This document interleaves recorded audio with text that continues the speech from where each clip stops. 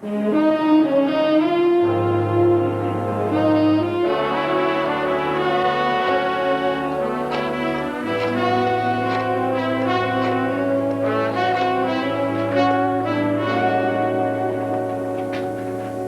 Britt Reid, please.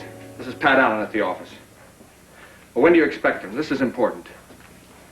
Then can you try to reach him and have him call me back on the nightline? I need his okay on something. No, it can't wait till morning. Look, I'm sitting on a hot story and I have to have his permission to break it wide open. Yeah. Okay. I'll be right here.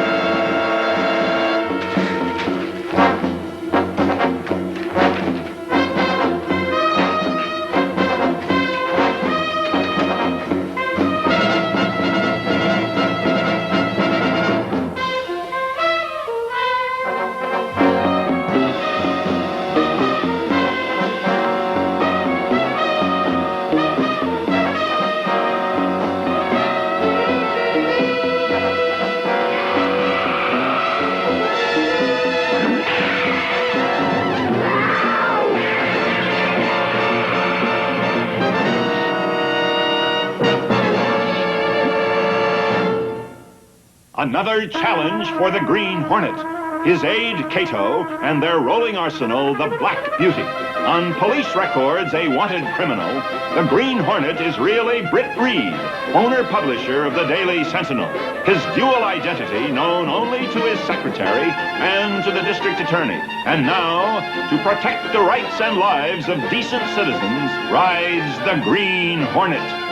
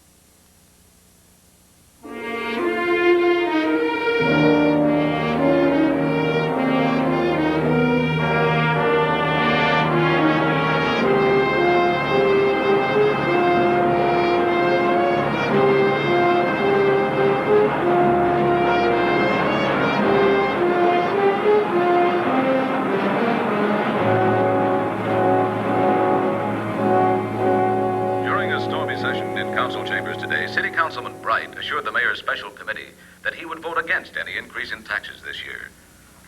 And here's an additional note on the bizarre death of Daily Sentinel reporter Pat Allen. The only witness, maintenance worker Mrs. Martha Crown, hospitalized by shock, has shed no further light on the matter. District Attorney Scanlon and the police have theorized that the leopard, which escaped from the zoo only blocks from the Sentinel building, was panicked by traffic and sought shelter in the building. Meanwhile, on the national scene today...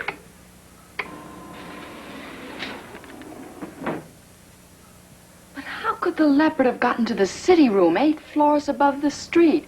And why would it kill Pat Allen? That's something we have to find out. How's Mike taking it? Badly. He's in there now cleaning out Pat's desk.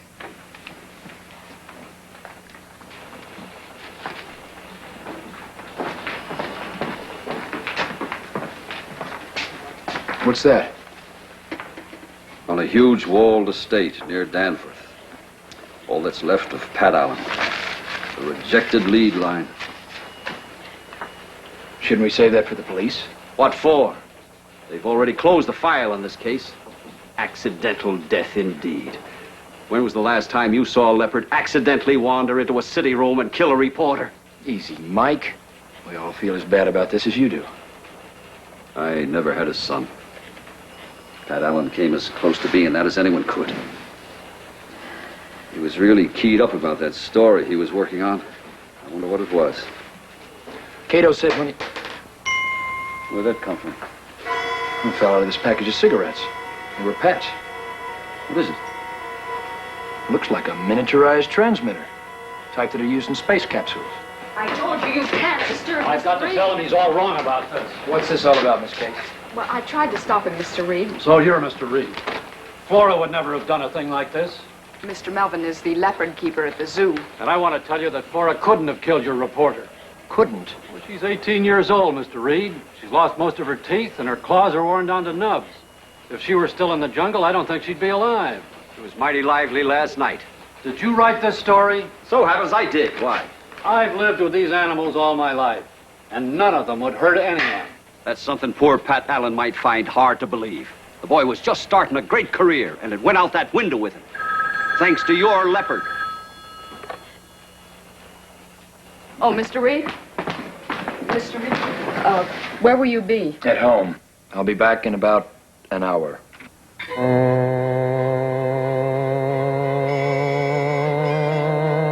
I think you got a pretty tight case, Captain. I'll send one of my deputies over in the morning.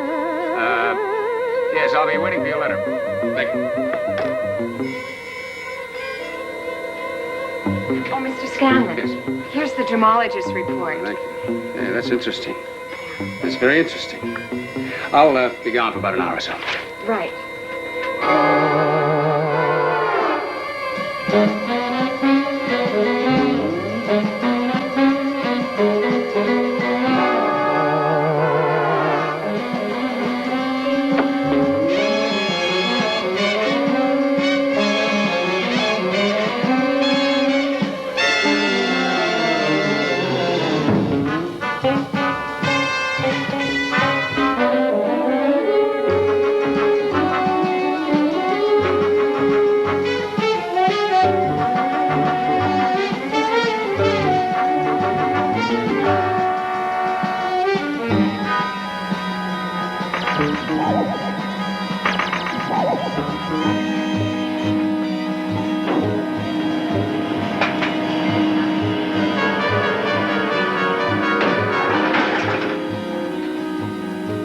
If you hadn't buzzed me, I would have called you.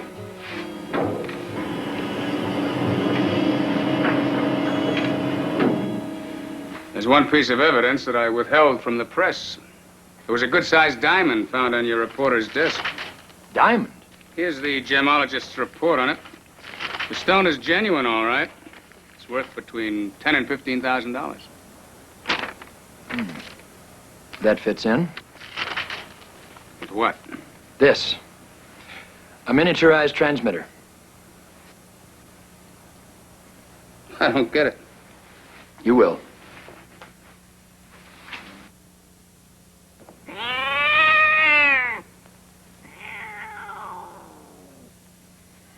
Now do you understand?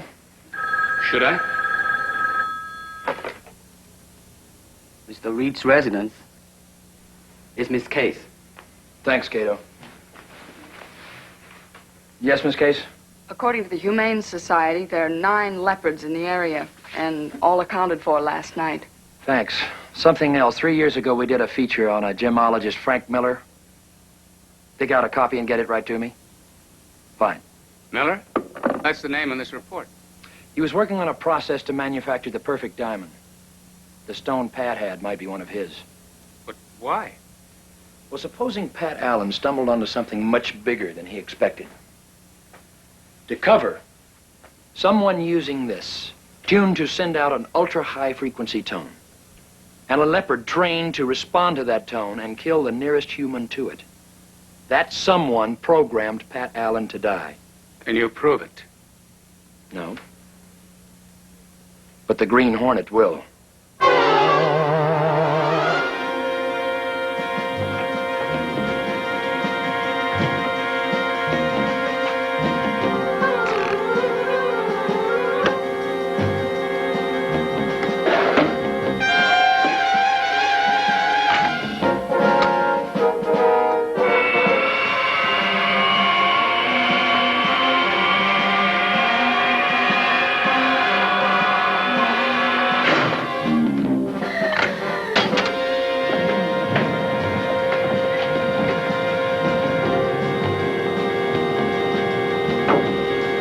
Check the scanner, Cato.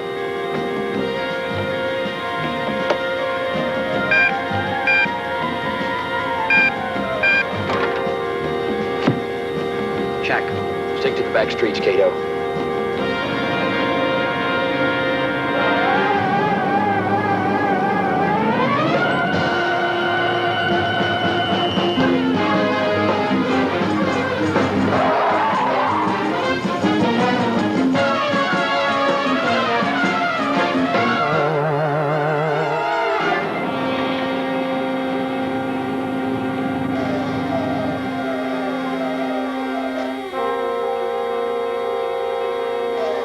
I'll go in alone, Cato.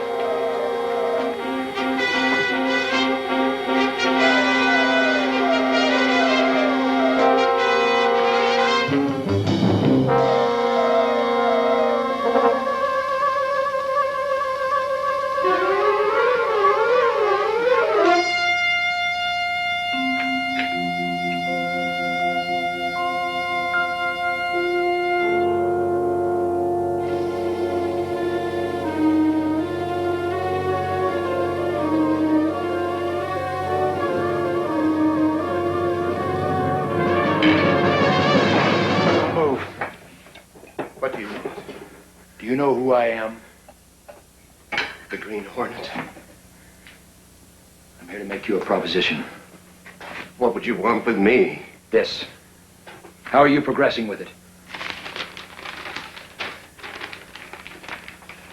I gave that up long ago. You're lying, Miller. Please. If I perfected the process, would I be living like this? You might. If you were waiting for the ideal plan to exploit it. I could flood the world diamond market with your perfect imitations. I could make you millions. Millions. Millions. Come with me.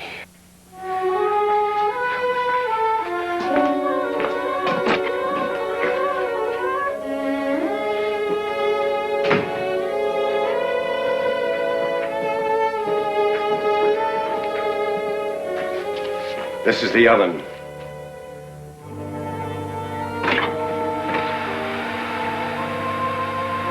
Fragments of worthless carbon, pieces of coal. I expose them to the same heat they would experience close to the Earth's core. Of course, I prepare them chemically first, rendering them singly refracting, the mark of the pure diamond.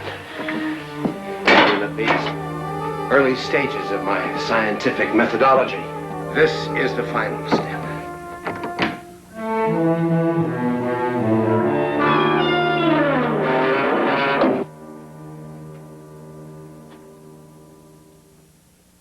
Come closer.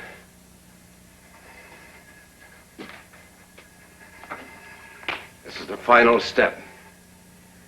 50 degrees below zero. They're beautiful, aren't they? Don't touch them. No. Their extreme cold would rip the flesh from your hands. I'll get you something that you can handle them safely. Let me get one for you.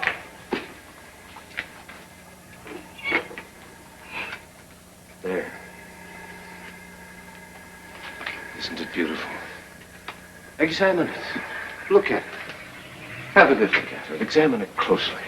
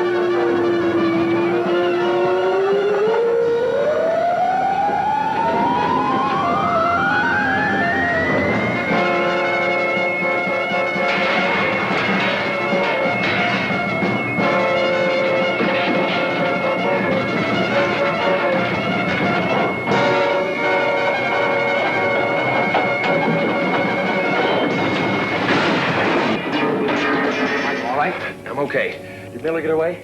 Yes. Let's go.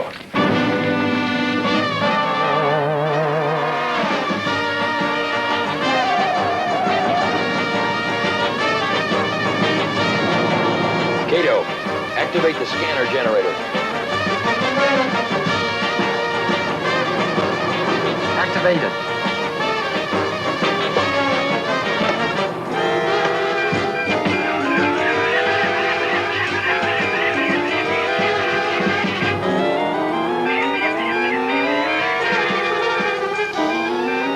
Scanner aloft.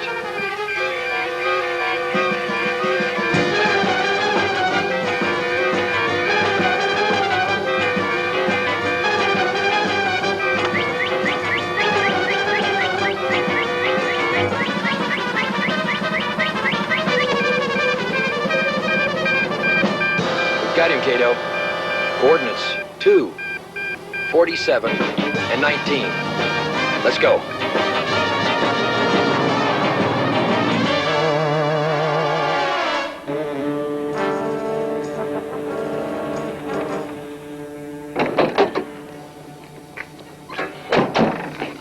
I've been here before as Britt Reid.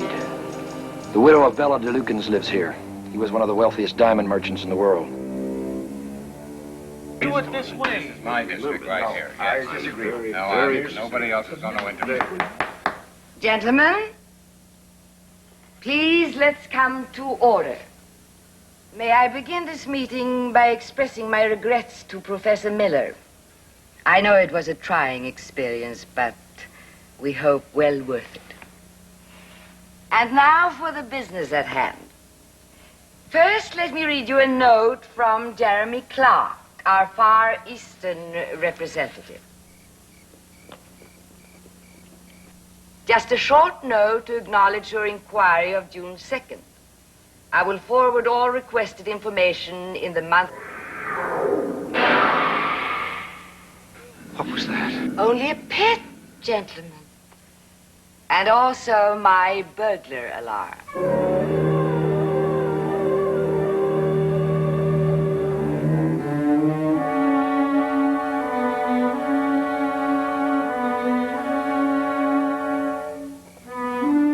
So, by including Professor Miller's diamonds in the shipments of my late husband's genuine merchandise, we can improve and increase profits 1,000-fold. Then there'll be enough for all of us. You told me you got rid of him. I thought I had. The Honorable Mr. Miller. Please. I was frightened. No need to be. Now that we're partners. I don't know of any such arrangement. 5 years ago, I accepted the responsibility to manage my late dear husband's business. It does very well, and it's quite legitimate. Naturally. But you cut me in, or I cut you out. And I want half. And how do you propose to do that? By informing the International Diamond Merchants Association of your operation. You know my terms. Take them or leave them.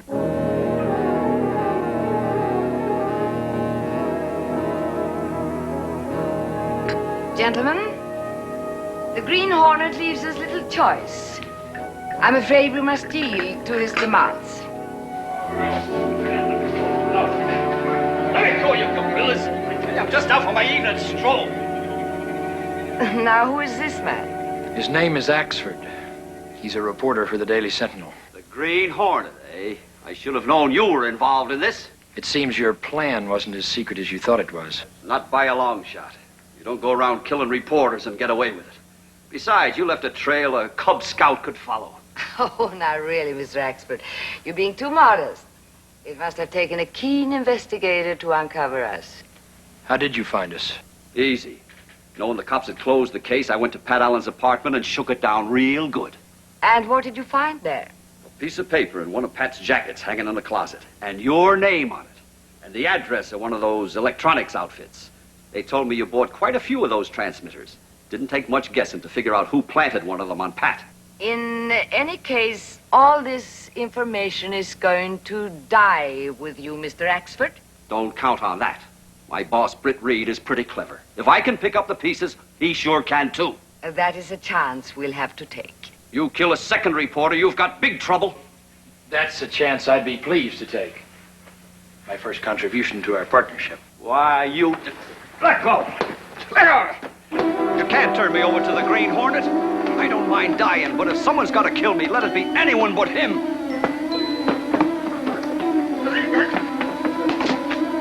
We'll take him.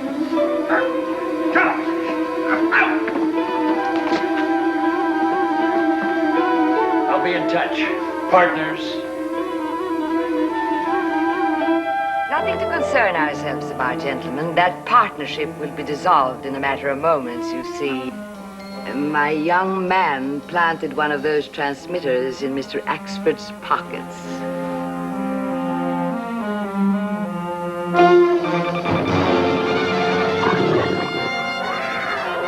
She's released the leopard. Double cross. Now, isn't that beautiful? Quiet. We better make our stand here. That cat can outrun us.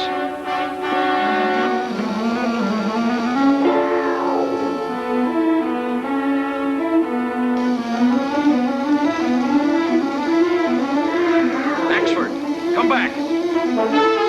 Axford.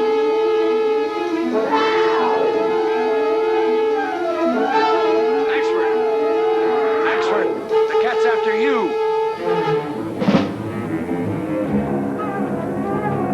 Axford.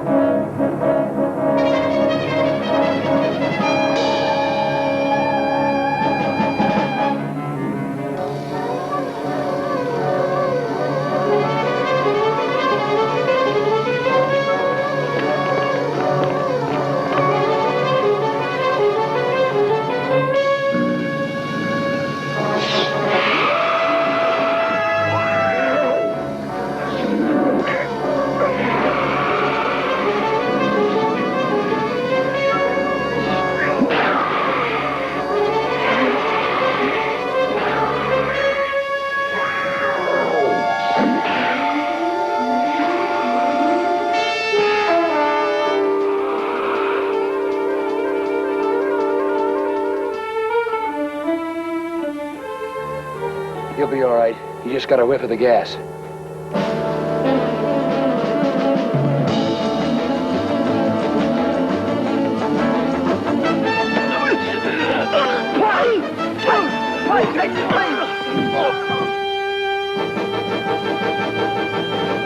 Let's get back to the house. The time has come to end a beautiful partnership.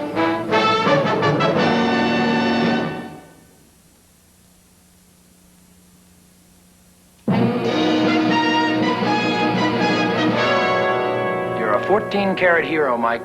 We're all very proud of you. Well, thanks. But that blasted Green Hornet. First he knocks me out with the green gas, even though it saves my life. Then he leaves that gang tied up for me like a gift package. Makes me wonder if he's as bad as I think he is. Pretty confusing, isn't it? I'll say it is. Next thing you know, he'll be helping old ladies cross the street.